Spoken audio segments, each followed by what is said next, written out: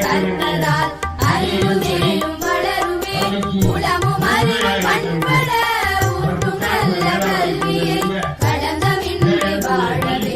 காட்டும் நல்ல வழிகளை உளமும் அறிவும் பண்பட